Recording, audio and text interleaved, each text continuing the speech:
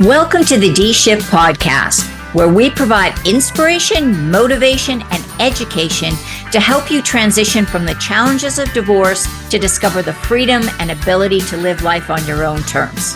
Are you ready? Let's get this shift started. Hello, and welcome to an episode of the D-Shift podcast that is going to be fun, entertaining, and also informative. I know, because I have a fantastic guest on today.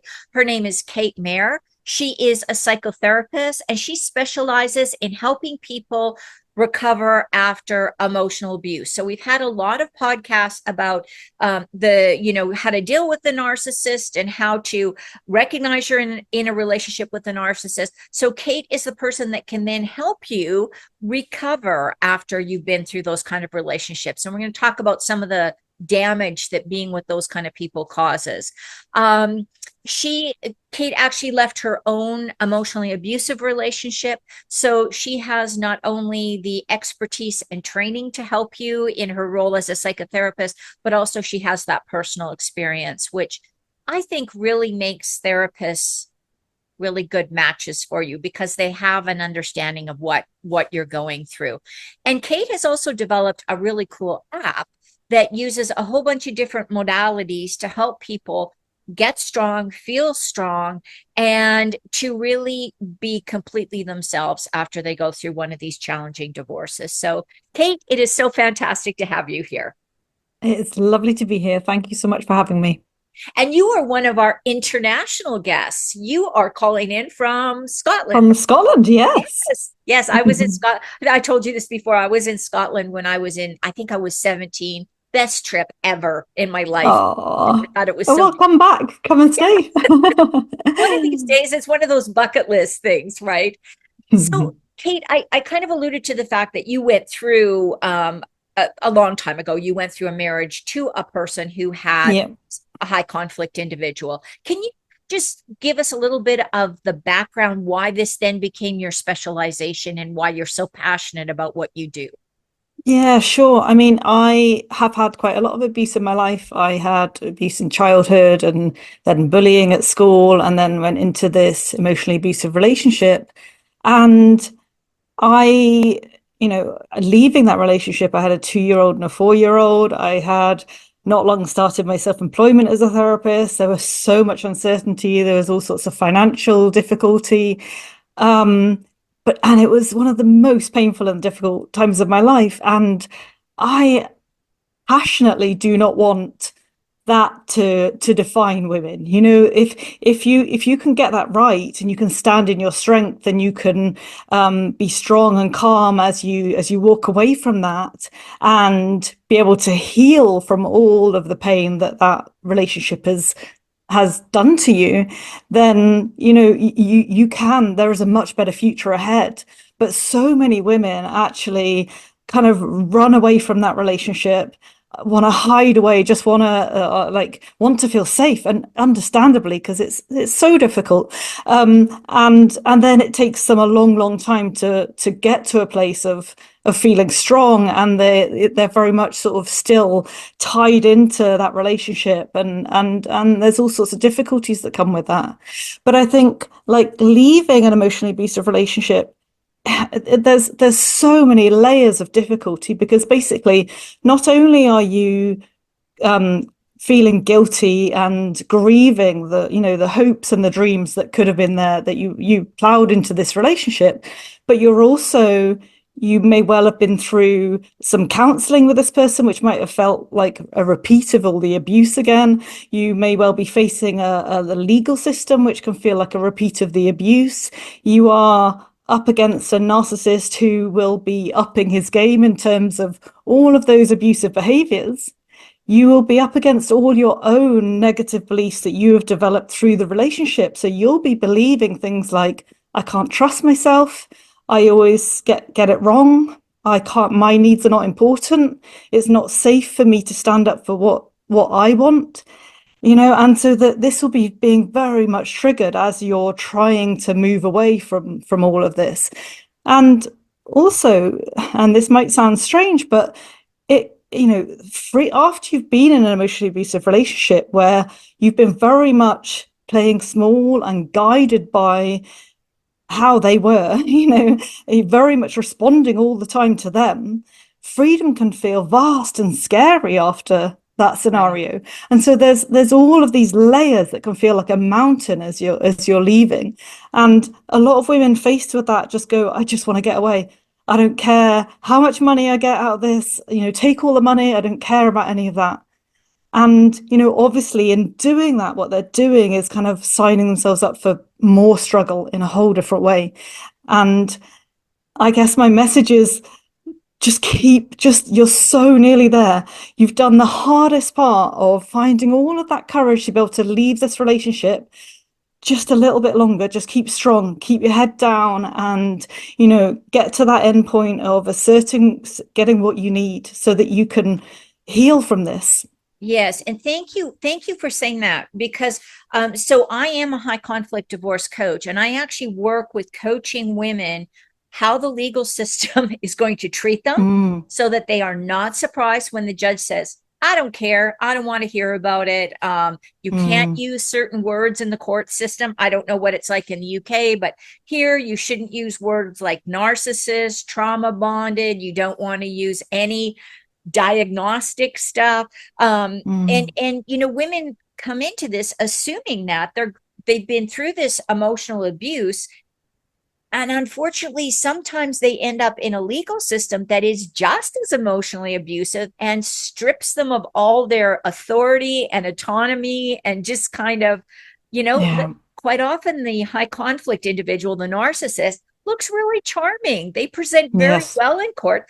And the person who, like you say, is just overwhelmed is a nervous wreck, or they're reactive, or they get mad in the courtroom, or they lash out, or they yell, and then the narcissist just kind of, or the high conflict person just kind of looks over and goes, see what I'm talking about? And it's, and unless you have that, unless your lawyer knows to train you to do that, those kind of things, or your barrister or solicitor or whatever it is, those kind of things are going to come up. But what I like about what you said, and something that I want to stress, is that people that get into narcissistic relationships are often extremely empathetic, extremely kind-hearted people who want to see the best in everyone.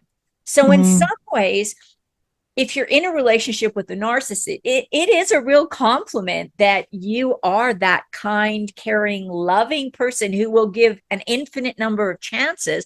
Whereas somebody like me, you mess up once, you're just like, bye, gone. See you later. And so it's a real compliment, I think, to you. But I'm sensing this recovery is really stressful. It really is. And I think, as you're leaving an emotionally abusive relationship, the narcissist steps up their behaviors in all sorts of ways. And the main ones that I have seen, I'll talk through in a second, and that tends to be, some depends on your brand of narcissist, but some of them might do only one or two of these behaviors. Some of them will do all of these. And it's really helpful to kind of be prepared, I think, for these kind of behaviors. So firstly, they might go into victim mode and be like, you're going to ruin my life. I'm going to live in poverty. You're doing all of this to me. I can't believe you are, all of that sort of thing. And triggering all of that guilt response, which has been there throughout the relationship. They may be mounting a smear campaign against you. And this might be telling anybody who'll listen how you've had an affair, or how, none of this is of my choosing. This is all her being really selfish, and look what she's putting the kids through, or whatever that might be. He may be like contacting your friends and family and trying to get them on his side. So, he might be emailing them or asking for a coffee or something. And he'll probably disguise this as like, I'm really concerned about her. She's been clearly been a bit depressed for the last while, and she's making some bad decisions and all of this sort of thing. And obviously what that does is it makes all of your friends, in fact, it kind of unsettles your support network, and it Right. makes your support network start saying, well, he seems like he's a really good guy, maybe you should be giving him another chance. And yeah, I was going to say, this is one that I found out about from a therapist that was telling me about this, is that if you have gone to therapy with them, and if you Mm, have mentioned something like, oh, I really have a difficult relationship with my sister or my mother or whatever, expect that they are going to use that against you with your yeah. family. They are going to talk about everything you talked about in therapy. If you said, I had an eating disorder, or maybe I drank too much when I went to college or something. Expect that all to come out when you're Yeah, dealing with these people. unfortunately. Yeah. And the thing is, if you go to therapy with that person, they don't go into that thinking, I really want to make this work. Let's try and learn how we can communicate together. They go in there thinking, I want to win. I want to show her that she is wrong and I am right. Right. And that's why that, unless you have, if you go to therapy, make sure that your counselor understands about emotional abuse. Make sure that try and get an individual session with them before. Often people do that, an individual session with each of you, so that and express clearly how unsafe you feel, how all of the ways that you've been treated, and make sure that they get it. And if they don't go there. Find another therapist. Yeah, yeah. And so are there any other things that, I'm sorry, I kind of derailed your list there. Was Oh was yeah, there some so other things that you were gonna, because I think this is yeah. really important. So they may well paint a really insecure future for you and really hammer that home. So it'd be like, you're never gonna survive financially, no one will ever want to be with you, you'll be lonely, you'll be this, you'll be that. Um, they may well go off and find somebody else at the touch of a button. Like basically at that initial point where you start asserting yourself, a lot of men are off then, like online dating and finding a replacement, unfortunately. And and this is because they don't want to be alone, and really they just want that place filled so that somebody keeps building them up and making them feel superior. But as you're leaving what could have been 20 years marriage, that can feel pretty devastating to you, and that can be really unsettling. They will undermine you. So it might be things like, you, do you really think you're going to be able to manage financially? You've never been able to manage finances. There's no way you'll be able to handle having the kids all the time. All of that sort of thing. And then, of course, they may really step up some of that horrible kind of punishing behavior, because what you're doing is you're making their life difficult, and you're doing that publicly. And one thing that they are very attached to is their public image. And you are making them have to explain themselves and like showing them up here publicly. And they do not like that at all. Right, right. And this is so important, just so that, whether you're a man or a woman, and there are female narcissists and male Yes. narcissists. It's not Mm. gender specific. It just seems to be when you hear it, a lot of times you hear about women that are dealing with men. But I think there's just as many men that deal with women, but it's just not Mhm. as comfortable maybe to talk about that, Yeah, right? it's true. And I've worked with quite a few men who've been through emotional abuse, but yeah, so I was using the he term, but Yeah, it yeah. could easily be the other way around. Yeah, Yes. and I just try to point that out because sometimes it gets, I don't, one thing I don't want this podcast, even though it's for women, I don't want this to turn into like guys are bad, like men are Yeah. bad.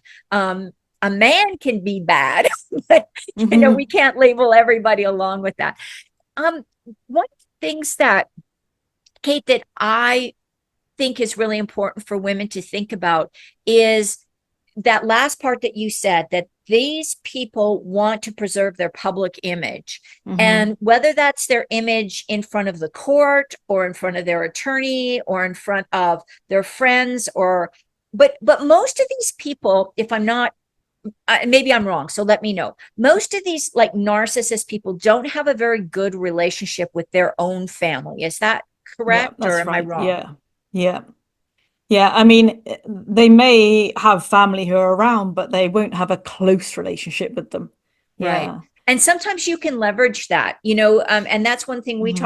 I talk to all my clients about is what's their sensitive part? Like if they are already dating somebody else, what would that do to their image if it got out that they had been, if they're dating right now, that they're Hmm. skipping their parenting time, not picking up their kids because they're out with a new partner or things Yeah. like that. What Yeah. what about the kids in this, Kate? What how does the narcissist tech or the high conflict individual, how do they relate to kids? Like do they tend to want the kids, or are they just really using them as another way to hurt the partner?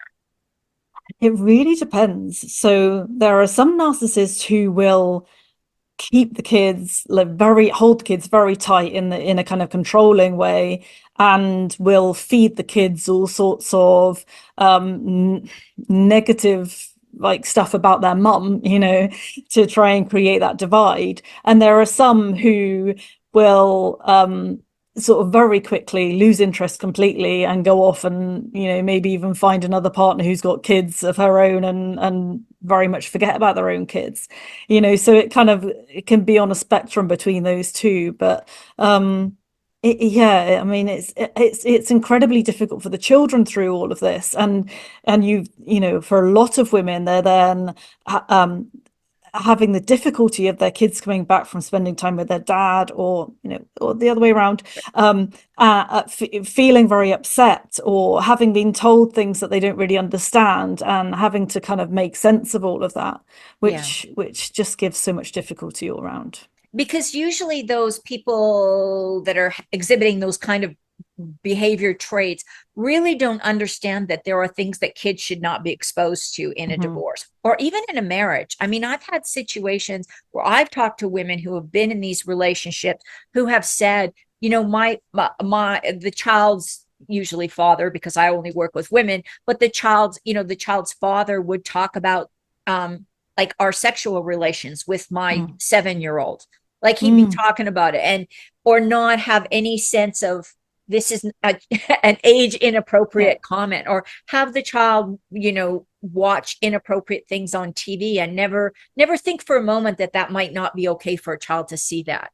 Yeah, totally. So the narcissist can't empathize with what a child might be going through. They've just got their own agenda, and their own agenda is to, I see a lot of people who create a Disney lifestyle for their kids, and they're in like, look how much better it is at my house than it is at their house. There's a lot of that kind of thing that goes on, which is basically just getting into this competitive stuff with the kids, which is really unhelpful in they're not then having clear boundaries and discipline and all sorts, and you're then having different rules at different houses, and all of that can provide so much complexity for everybody. Yeah. um but yeah, I mean, their agenda is for them to seem best, and for them to for their kids to feed into them often, because they're having that whole parental narcissistic stuff towards their kids.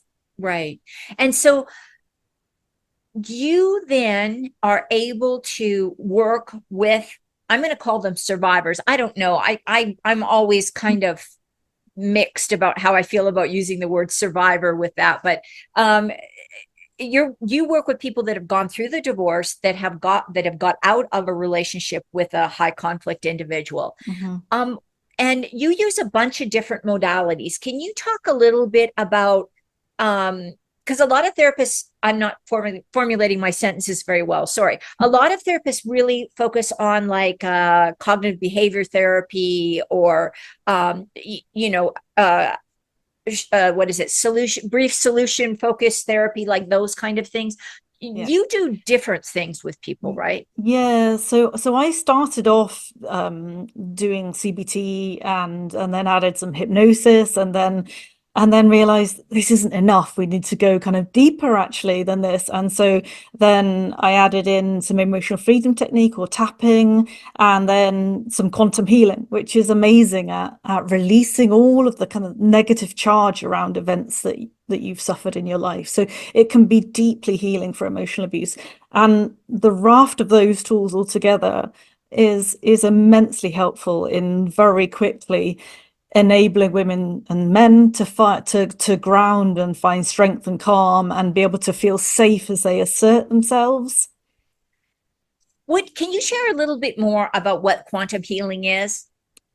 Yeah, it's a pretty hard thing to explain, really. But what we do is, so as somebody thinks of standing up for themselves, say in that courtroom, all sorts of difficult emotions will be triggered because everything in the subconscious is kind of come up and go, this isn't safe, it's not safe for you to stand up and assert yourself, you're gonna be attacked, all of that sort of thing.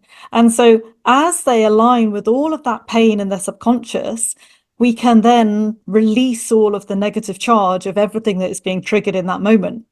And the amazing thing is when they put EEGs on people, as you're doing the quantum healing, the whole of the brain lights up, which just never happens in life. So it really is like rewiring all of those neural pathways that are working against you so that you can just get to a place of calm. Yeah, and I think that any of these modalities can be really beneficial. And Mm. I'm sure it's like anything, right? Some people resonate much more with one type of healing, some people prefer another. And the more options that you can offer them, then the more complete you can help people. Absolutely. Yeah. Yeah. So when And do you, oh, I'm sorry, no, go ahead. no, you go. I was going to say, when do you recommend that if you are feeling like you need to, and I think anybody that goes through a difficult relationship, whether it's been a few months or a number of years, if you're feeling that like I'm not worthy, I feel like low energy, I don't feel good about myself, I don't feel I can manage this, when should people reach out and start working on themselves? Is I there like think when do you recommend? I mean, quite honestly, as soon as you're aware that you're telling yourself all sorts of negative things, that you're feeling very stuck, that a lot of your emotional responses are big triggered responses, get working straight away. So what I did was I've developed this app which uses all of those tools that I talked about. And the aim of my developing this app was really so that women would be able to, or men would be able to use these tools just on a daily basis whenever they needed it, whenever they felt triggered, whenever things got difficult, whenever they knew that they needed to stand up for themselves or whatever that might be, so that they also can feel in control. Because that's a big thing of leaving a relationship and emotional abuse. You feel very out of control and have quite a fear of feeling out of control can build up over time. And so my app covers the 6 key areas that are always affected by emotional abuse, which is about trusting yourself, which is about believing that you're lovable, that you're good enough, that enabling you to feel safe being yourself, and being able to feel free. Oh, and what is the name of your app, Kate? So it's the healing place. The Healing Place. Yeah. And is it available on Apple and like Google And Play? Google Play. Yeah. Okay. And for anybody listening to this podcast who would like, there's a free month available for you. So. Oh, what a kind gift. Thank you so much. So, yeah, make sure that you get that, because I can just, it would be like having a therapist on your phone that you could talk to anytime you were feeling like, oh, I'm getting triggered or something, you could just go in there and do an exercise and Absolutely. Yeah. That's the idea, whether wow. that be in the middle of the night or whatever. Yeah. Yeah, Yeah. because that, let's face it, when you're busy doing taking care of the kids and dealing with the legal stuff and working, your mind doesn't go there. But when you get home and it's like 2 o'clock in the morning and you wake up, that's when those thoughts really start coming in. I love the Absolutely. idea of Yeah. that. Wow, Oh, that's thank you. fantastic. So, Kate, we've covered a lot of information. What do you think you would like people to remember the most when they take out their earbuds or stop listening and go on about their day? Yeah. So she will get up to all sorts of nonsense. You really just need to stay in your lane. Stay focused on yourself. in it, give yourself some time each day to focus on calming yourself, to focus on getting in the right mindset that you need to be in order to get what you need out of this, and to keep your focus on the future. Keep your focus on that you who is going to be free and happy down the line, and don't get caught up in whatever nonsense they are sending your way. What a great message. And tell us again the name of your app. I want to make sure everybody gets it. It's The Healing Place. The Healing Place. And if people want to find out more about what you do, other than going to your app, is there a website or something that they could reach out to you? So I do one-to-one sessions, and I do weekly sessions as well, group sessions through the app. So yes, my website will be with the podcast as well, with the on the links. Wonderful, wonderful. So definitely this app sounds like an exceptional tool that people should have in their toolbox of going through the divorce. So The Healing Place, go download it, get it, use it. And Kate's giving you that kind gift of a month for free. So take advantage of it. Kate, thank you so much for being here. Your insight is just so helpful, and I really appreciate you taking the time to share all this information. Thanks for having me. Thanks, and Mardi. I want to thank you. And I want to thank all the people listening into this podcast. And don't forget to tune in to the next D Shift. Thanks for listening and supporting the D Shift podcast. If you would like to attend live trainings by our amazing guests and have a chance to ask questions and get answers from our experts, join the D Shift crew. For more details and to sign up, head on over to www.divorcecoachforwomen and click on the podcast page.